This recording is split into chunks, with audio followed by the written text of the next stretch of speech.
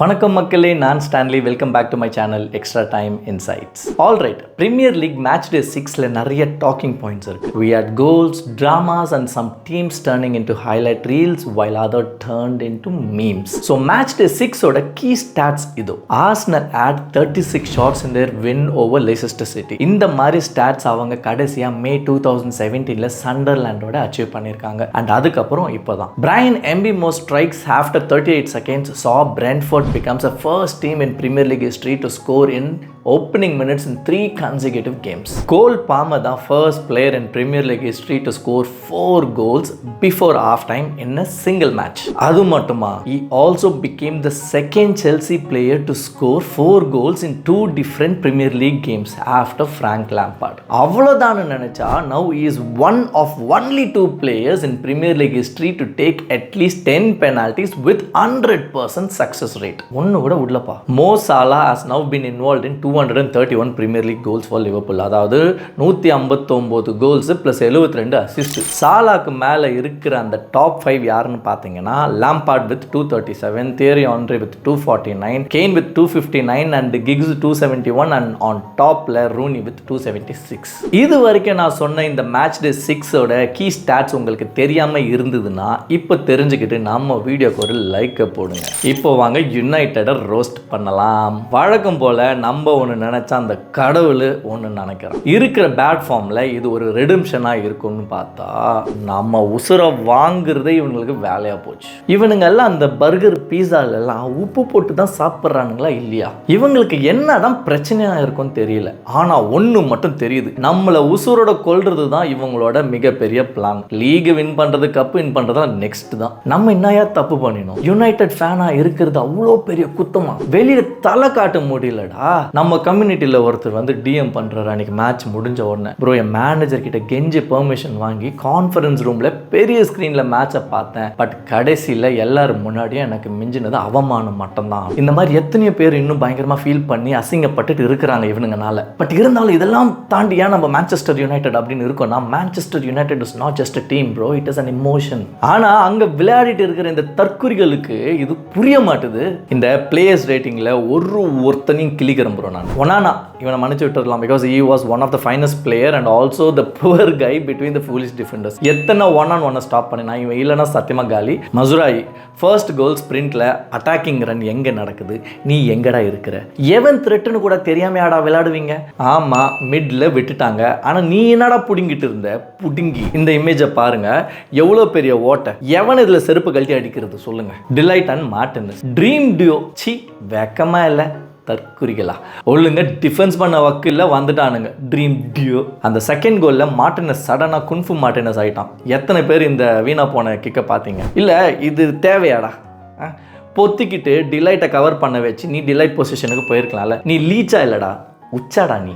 Dollar first கோலில் ஜான்சனை பிடிக்க முடியல, right. பெருந்தன்மையாக நான் தான் சார் கையை தூக்கிட்டான். நானும் ரொம்ப நாளாக பார்க்குறேன் இந்த இன்வெர்டட் பொசிஷனில் போய் நீ என்ன பண்ணிட்டு இருக்கிற? இது டென்னாகோட இன்ஸ்ட்ரக்ஷன் புரியுது. பட் இது எப்படி இருக்குன்னா, தெரியாத ஒரு இடத்துக்கு கூகுள் மேப் இல்லாமல் போன மாதிரி இருந்துச்சு. கபுதி மனசில் பெரிய அலெக்சாண்டர் ஆர்னால்டுன்னு நினைப்பு. உகாட்டே ஃபர்ஸ்ட் கோலில் வேண்டவின் ரன்னை ஸ்டாப் பண்ண முடியலை. எங்கே ஆடுறதுன்னு தெரியாதவன் மாதிரி இருந்தான். மிட்ல விழுந்த பெரிய ஓட்டைக்கு இவன் தான் காரணமாக இருக்குமோன்னு எனக்கு தோணுது. இப்போ தான் வந்திருக்க, ஸோ இந்த வாட்டி நான் உன்னை டேமேஜ் பண்ண போகிறதில்ல. மைனோ ஒரே ஒரு அசிஸ்ட் டு ஜர்க்ஸி அண்ட் இன்ஜுரினால கண்டினியூ பண்ண முடியல. ஒரு வேளை விளையாடி இருந்தானா கூட எனக்கு தெரிஞ்சு ஒன்றும் பிடிங்கிருக்க முடியாது. கார்னாச்சோ அந்த ஒரு வாலியை தவிர எந்த ஆணியையும் பிடுங்கலை. Miss passes, poor dribblings and shots அப்பப்போ தூக்கி தொடைய காட்டிட்டு இருந்தான். இதை தவிர வேற ஒன்றும் பண்ணல. பார்க்க தான் ஆட்டம் பம் மாதிரி ஒரு எஃபெக்ட், பட் சப்பி போன பிஜிலி வெடிடா நீ. ப்ரூனோ அந்த நாசமாக போன ரெஃப்ரிக்கு தேங்க்ஸ் சொல்கிறத தவிர எனக்கு வேறு ஏதாவது ஆப்ஷன் இல்லை. ஒரு பக்கம் பார்த்தா ப்ரூனோ தான் சப்ளை பண்ணுறான், இன்னொரு பக்கம் பார்த்தா இதே ப்ரூனோ தான் பயங்கரமாக சொதப்புறான். உன்னை புரிஞ்சிக்கவே என்னால் முடியல. இப்போ நெக்ஸ்ட் 3 மேட்சுக்கு நீ இல்லாமல் என்ன நடக்குதுன்னு பார்க்கலாம். ஸோ எரிக்சன் அண்ட் காசிமீரோ தவிர வேறு எவனாலுமே டீமை செட்டப் பண்ண முடியாது. இது என்னோட ஒப்பீனியன். ராஷ்வர்ட் இந்த சைட் லைனில் வந்து வைடில் நிற்கிறதுக்கு பதிலாக போய் கேலரியில் உட்காந்து ஆடியன்ஸாக மேட்சை பாரு. ப்ரூனோக்கு பதிலாக இவனுக்கு ரெட் கார்டை கொடுத்து கொடுத்து அமுச்சிருக்கலாம் ப்ரோ. டுவென்டேயோட அந்த நட்மெக்லாம் வேற லெவலாக இருந்துச்சுல்ல, அதெல்லாம் வந்து அந்த மாதிரி ஒரு மொக்க டீமோட தானா. இந்த மாதிரி நல்ல டீமோடலாம் என்ன பண்ணுவேன், போய் சைட் லைனில் போய் நின்றுக்கோ, வேற எதுவுமே பண்ண முடியாது உன்னால. இன்னும் சொல்லி தப்பு இல்லடா, இன்னும் ஒருத்தன் மறுபடியும் வந்து ஆட வைக்கிறான் பார்த்தி, அவனை செருப்பை கழட்டி அடிக்கணும். ஜர்க்ஸி இருக்கிற சிச்சுவேஷனில் எனக்கு ஃப்ரண்ட் லைனில் இருக்கிற ஒரே ஓப் நீ தான். தயவு செஞ்சு கிடைக்கிற சான்சஸ் யூட்டிலைஸ் பண்ணிக்கோப்பா. மவுண்ட் சத்தியமாக இவன் நமக்கு செட் ஆக மாட்டான், வேற எங்கேயாச்சும் அனுப்பிடுங்க.